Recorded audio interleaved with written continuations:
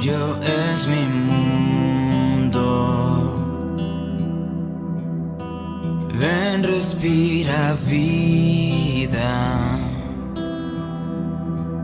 en este corazón. Te lo entrego todo. Tuyo es mi mundo. Ven, respira vida en este corazón.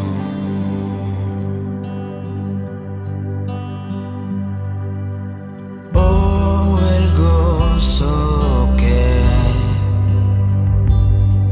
encuentro al rendir todo ante los pies del Rey, que todo entregó. Oh, la paz que das en quebranto y en dolor, por tu fiel gracia es que por siempre yo diré, te lo entrego todo. Tuyo es mi mundo. Ven, respira vida en este corazón. Te lo entrego todo. Tuyo es mi mundo. Ven, respira vida en este corazón.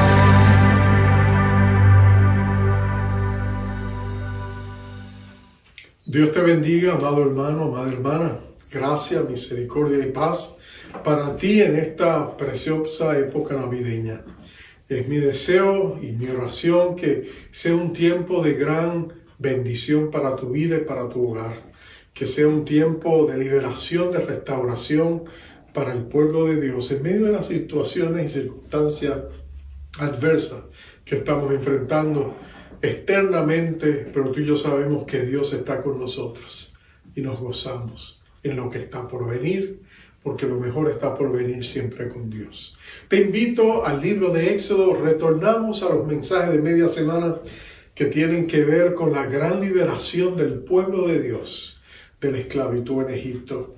Es un libro apasionante, es un libro que si tú lees el libro de Éxodo o ves la película de los 10 mandamientos, y yo te sugeriría que lo hicieras, porque es que son escenas vividas de gran significado, pero también de profunda consolación y fortaleza.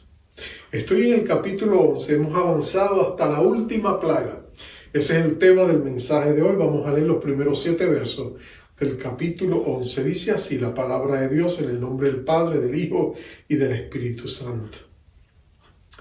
Jehová dijo a Moisés: una plaga traeré aún sobre Faraón y sobre Egipto, después de la cual él os dejará ir de aquí y seguramente os echará de aquí del todo. Habla ahora al pueblo, y que cada uno pida a su vecino y cada una a su vecina alhajas de plata y de oro. Y Jehová dio gracia al pueblo en los ojos de los egipcios. También Moisés era tenido por gran varón en la tierra de Egipto, a los ojos de los siervos de Faraón y a los ojos del pueblo. Y dijo pues Moisés: Jehová ha dicho así: a la medianoche yo saldré por en medio de Egipto, y morirá todo primogénito en tierra de Egipto, desde el primogénito de Faraón que se siente en su trono hasta el primogénito de la sierva que está tras el molino, y todo primogénito de las bestias. Y habrá gran clamor por toda la tierra de Egipto, cual nunca hubo ni jamás habrá. Pero contra todos los hijos de Israel, desde el hombre hasta la bestia, ni un perro moverá su lengua, para que sepáis que Jehová hace diferencia entre los egipcios y los israelitas. Vamos a orar. Oh Padre amado, gracias por este gran pasaje de las Escrituras, la gran liberación de tu pueblo de la esclavitud en Egipto, Señor. Ha sido fuente de inspiración a naciones y pueblos que añoraban la libertad. Fue fundamental al establecimiento de esta nación. Oh Señor amado, sabemos que este pasaje y esta historia trae tanto consuelo y fortaleza a la iglesia de Jesucristo. Aún la iglesia perseguida en diferentes países vive bajo la sombra de las promesas preciosas que están aquí contenidas. Por eso te pedimos ahora que nos hables, que en medio de toda esta densa oscuridad que ha caído sobre el mundo, que en medio de todo lo que está sucediendo, Señor, tú vuelvas a restaurar la esperanza en la iglesia de Cristo y la fortaleza para enfrentar la adversidad y todo lo que estamos viviendo con la promesa infalible y la seguridad y la esperanza de que lo mejor está por venir porque tú estás con nosotros. Bendice a tu pueblo, bendice a tu iglesia, bendice nuestros hogares, bendice nuestras familias, en el nombre de Jesús. Amén. Y amén. Uno de los grandes próceres afroamericanos de la historia de Estados Unidos fue un hombre llamado Frederico Douglass. Fue uno de los grandes próceres que esta nación de hoy fue conocido como uno de los grandes abolicionistas de la esclavitud en este país. Él mismo había sido esclavo cuando era infante, fue arrancado de la mano de sus padres. El amo lo llevó y creció como esclavo toda su vida. Tenía en sus espaldas las marcas dejadas por los látigos de la esclavitud. Fue un hombre que sufrió increíblemente, pero cuando llegó a ser un joven, sabiendo y escuchando las noticias que siempre llegaban como rumores a través de la comunicación entre los esclavos de diferentes haciendas y sabiendo que había lugares en Estados Unidos donde si ellos llegaban eran declarados libres, ellos por supuesto añoraban la libertad. Pero Douglass decía que tuvo oportunidades de escapar en cierta medida, pero él siempre se retenía por dos razones. Él dice que una de las razones era porque sentía abandonar a sus amigos. Él decía, la gente con la que él había crecido, los que trabajaban juntos, habían llegado a tener un gran lazo de hermandad, que él sentía el dolor de desprenderse de ellos. Y la segunda razón era el temor a ser descubierto o atrapado, de ser regresado y sentir el peso y el castigo de esa supuesta infracción. Entonces, por un lado, los lazos filiales, por otro lado, el temor, él no se quería escapar, pero llegó un día en que el dolor fue más grande que el temor. Y él escapó y llegó hasta Nueva York, que aquí fue declarado hombre libre. Aquí él descollaría y él llegaría a ser un defensor de los derechos de los esclavos. Pero en una ocasión le preguntaron cómo se sintió cuando él llegó a Nueva York. Y él dijo estas palabras, y lo cito, él dice, me sentí emocionado como nunca antes me había sentido. Me sentí como si hubiese escapado de un foso de leones hambrientos. Y haciendo alusión, por supuesto, a la historia de Daniel en el foso de los leones. Bueno, Israel estaba en un foso de leones. Por generaciones había sido esclavo en Egipto. Habían sentido el peso de la esclavitud. Pero de un tiempo para acá, posiblemente menos de un año, Dios había enviado al esperado libertador. El hombre que muchos habían llegado a creer que había sido un mito, pero que ahora en carne y hueso Moisés había llegado con la encomienda de Dios de libertar a su pueblo. Pero tú sabes que no siempre fue fácil. Al principio, cuando él llegó y dio las noticias, el faraón lo que hizo fue apretar las tuercas y los tornillos y hacer la esclavitud todavía más agonizantemente dolorosa. Y ahora ellos habían tenido que salir a buscar, por supuesto, para hacer los ladrillos tenían que buscar la paja. Y les había creado toda una situación y ellos se desanimaron al principio, pero hemos visto que Dios intervino y empezó a hacer milagro tras milagro tras milagro y empezó a azotar a Egipto con una serie de plagas que destruyó la economía, sacudió a la gente pudiente, destruyó no solamente sus campos, muchos de ellos también sus animales y todo lo demás, los estaba empobreciendo al punto que ellos añoraban que el pueblo de Israel se fueran. Lo único que le detenía era el corazón arrogante de Faraón, que no los dejaba ir. Pero en medio de todo eso, Israel estaba viviendo tiempos de gran emoción. Estaban viendo la mano poderosa de un Dios que estaba a su favor.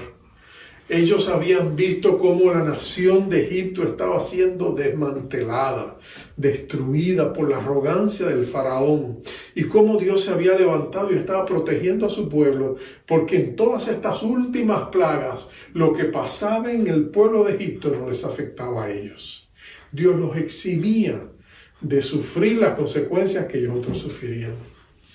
Pero ya 9 plagas han pasado, Dios ha atacado el aire, las aguas, las cosechas, el mundo entero egipcio había sentido el peso de las pruebas y del castigo divino. Pero ahora llegaban a un punto culminante. La 10ª plaga estaba por venir. Algunos comentaristas separan esta 10ª plaga de las otras 9. Separan las otras 9 plagas en grupos de 3, pero la 10ª dicen, esta está fuera de serie y tenemos que considerarla tal y como es. Pero mira lo que Dios está diciendo. Dios está diciendo, el tiempo ha llegado de traer esto a un final. En una sola noche Dios haría que su pueblo al otro día saliera. En una noche Dios culminaría la liberación de su pueblo. Su pueblo no tendría que haber levantado una mano, tomado una espada, atacado a ningún egipcio. Dios los iba a liberar solamente por su gracia y su poderosa mano. Así que ellos estaban esperando, y ahí es cuando Dios le dice a Moisés lo que sería esta última plaga. Sería una plaga que él le había prometido a Faraón. Porque él le había dicho a Faraón en el capítulo 4, tú has atacado a mi hijo, a mi primogénito, a mi pueblo escogido. Por tanto, si tú no te arrepientes, yo voy a tocar tu primogénito. Y Faraón había desobedecido, había ignorado, había dado la espalda a esa promesa y advertencia de Dios. Y ahora estaba por cumplirse. Pero nota que Dios le dice a Moisés que este tiempo sería un tiempo de gran restitución. Un tiempo de gran restitución. Sería un tiempo de gran justicia. Dios sacaría a la luz todas las injusticias que ellos habían cometido y les pasaría factura. Nota que Dios le dice al pueblo de Israel, váyanse por las calles, vayan por las casas y pídanle a la gente estas alhajas de oro, de plata. Y el pueblo egipcio nota que dice que Dios pone en gracia al pueblo de Israel y el pueblo egipcio va a enriquecerlos. Y tú dices, pero eso no parecía justo, pero sí lo era. Acuérdate que por generaciones el pueblo de Israel ha servido como esclavo.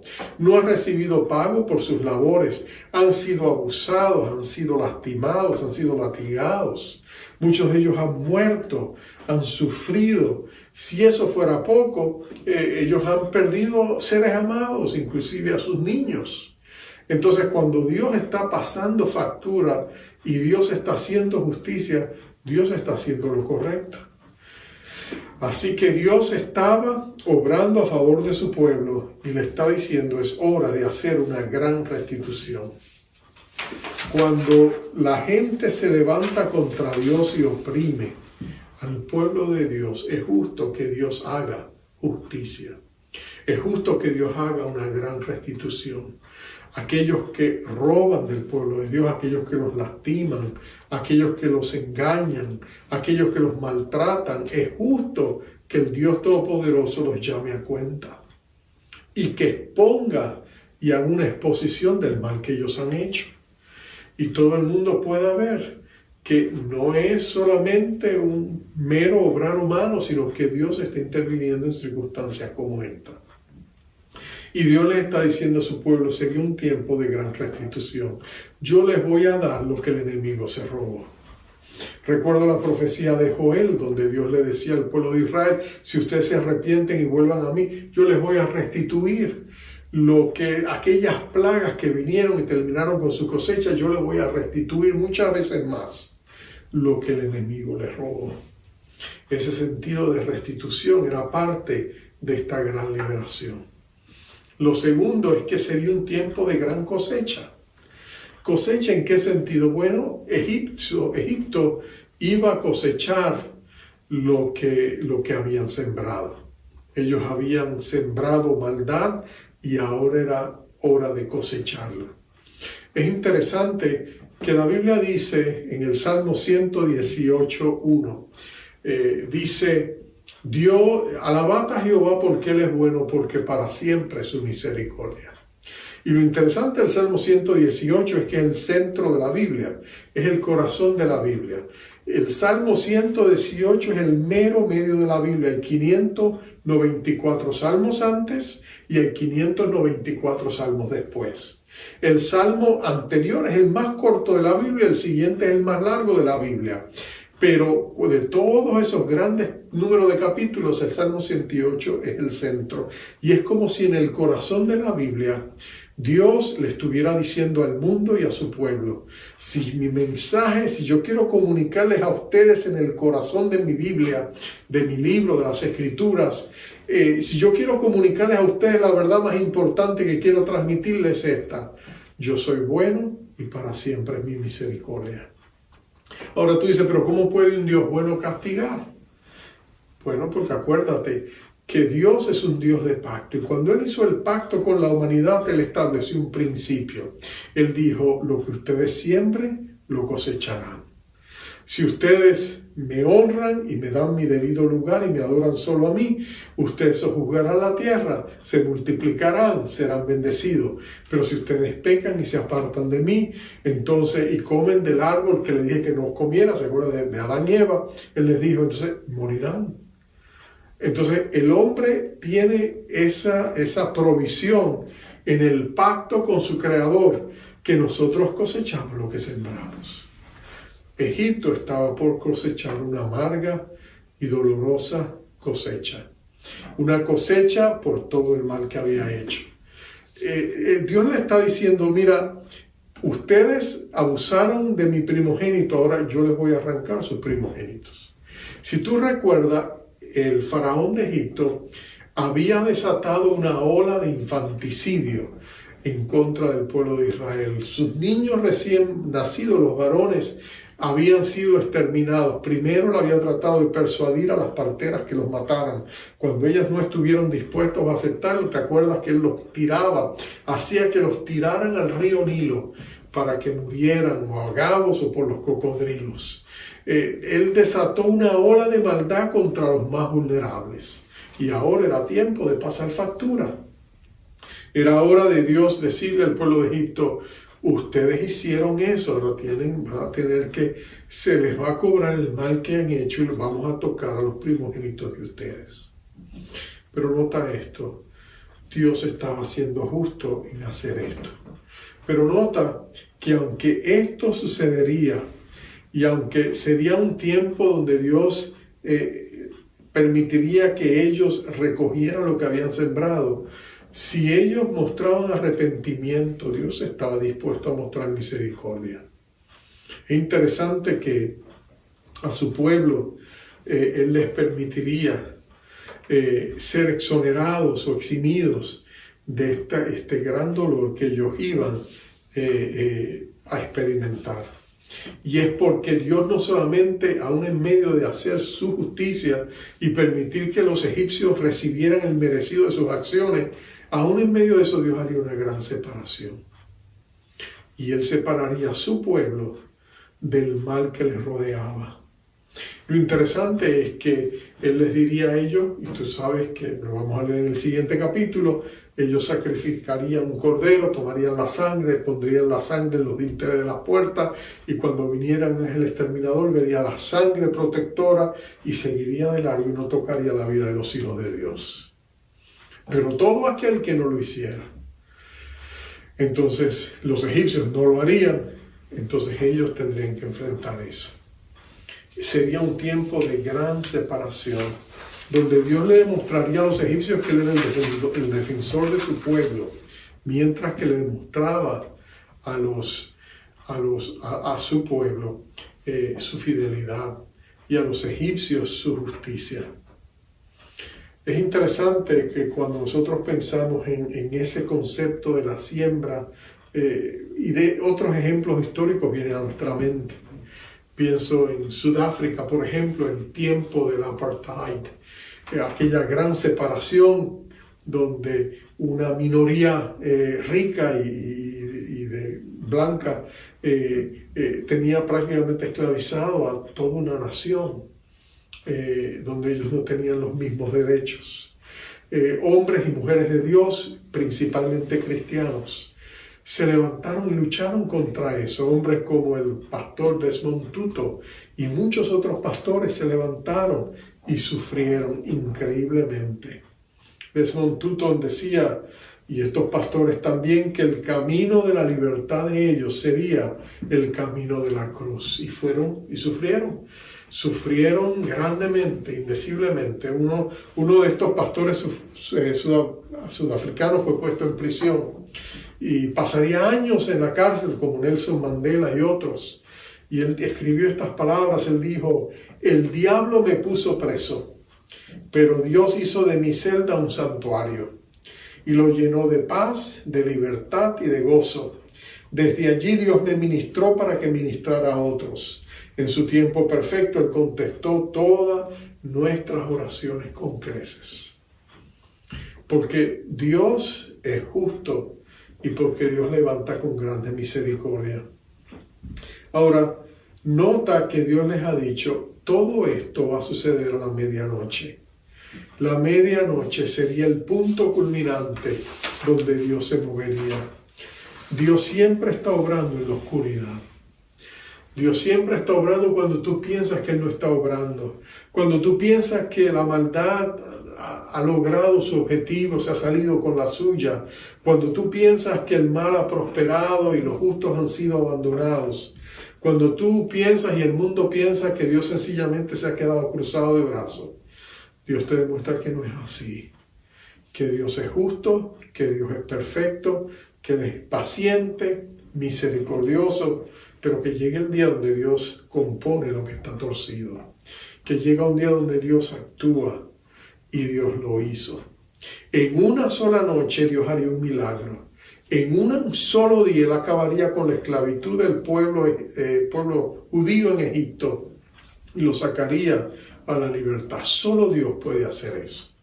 Solo Dios puede hacer ese milagro, cambiar el curso de la historia en un solo instante, en un solo día. Pareciera imposible, pero tú y yo sabemos que porque fue posible es porque Dios lo hizo, y la gloria y la honra tendrían que ir solo a Él. Es interesante que siglos después, en el Calvario, Dios también acabaría con el pecado del mundo, como había profetizado, en un solo día, en un solo instante.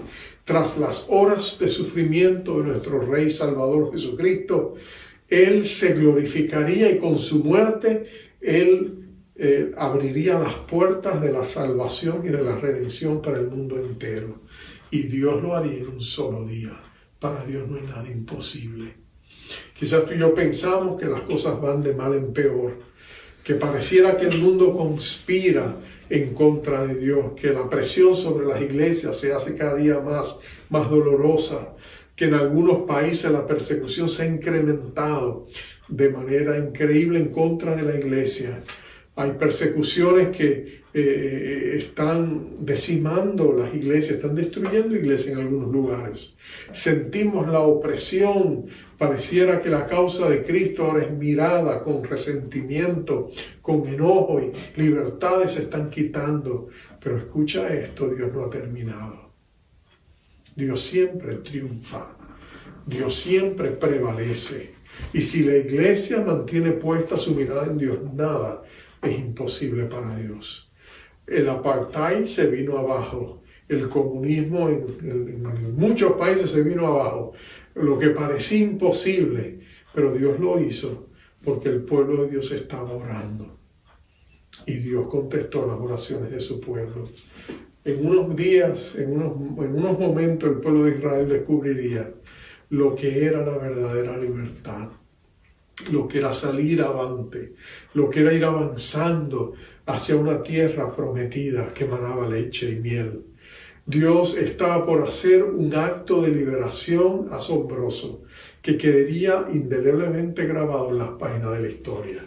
Dios haría eso por amor a su pueblo y en cumplimiento de sus promesas.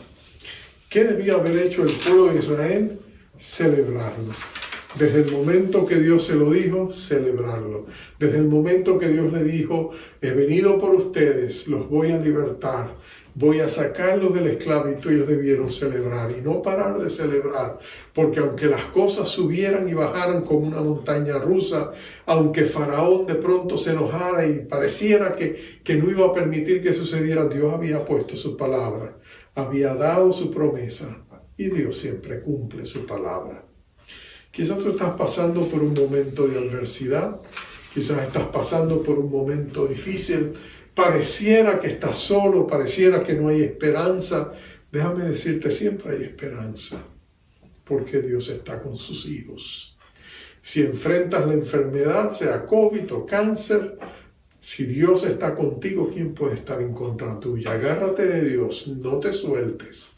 Confía en Dios y Él hará. Míralo a Él, clama a Él y Dios te dará la vía de escape de una u otra manera. Dios es bueno y fiel y tú y yo podemos venir a Él. El pueblo de Israel estaba por ver una obra increíble. Egipto estaba por ser sacudido nuevamente, pero todo lo que pasaría aquí sucedería por una razón y una sola razón. Dios amaba a su pueblo y había venido a libertarlos. Y nada ni nadie podría estorbar el propósito del Dios que amaba a su pueblo y que le había dado una promesa inquebrantable. Gloria a Dios por Él. Él está contigo. El mismo Dios está de tu lado. Vamos a hablar con Él. Vamos a orar. Padre, tú sigues siendo el gran libertador de tu pueblo. Tú sigues siendo la gran esperanza de tu iglesia. Tú nos has dicho que levantarás a tu pueblo con grandes misericordias. Y siempre lo has hecho, Señor. Muchos han sido los enemigos que han se levantado en contra de tu iglesia. Muchos han sido los martillos que se han levantado. Pero Señor, el yunque de tu palabra los ha desgastado a todos. Y tu palabra permanece para siempre. Tus promesas son inquebrantables. Tu pacto es fiel. Y en esta hora nosotros pedimos por mis hermanos y por sus familias, por sus hogares. Declaramos el poder de tu nombre sobre sus vidas. Declaramos que tú eres el buen pastor y nada le faltará.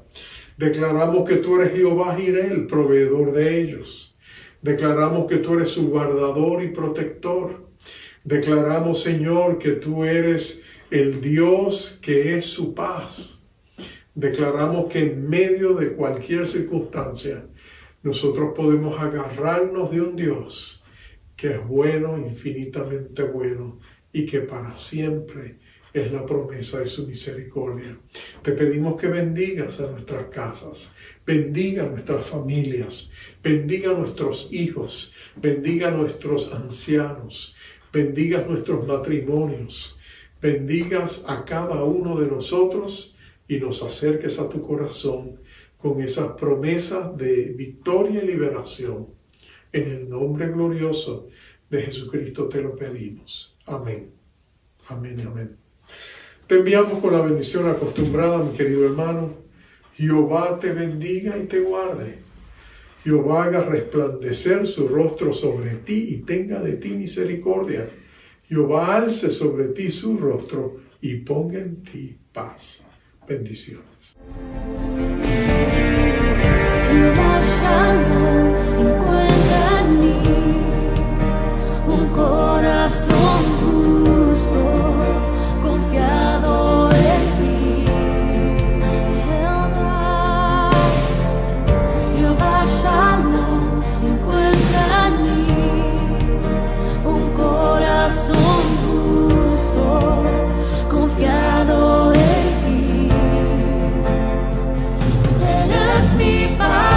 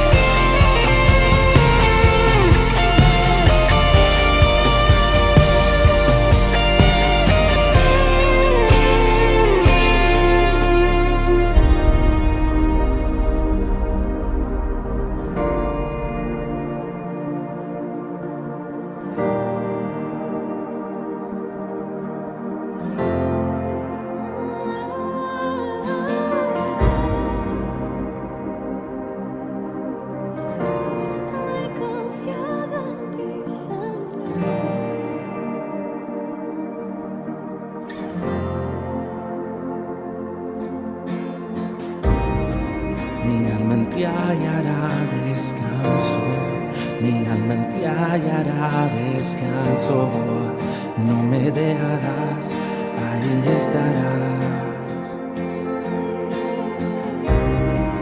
mi alma en ti hallará descanso, mi alma en ti hallará descanso, no me dejarás, ahí estarás.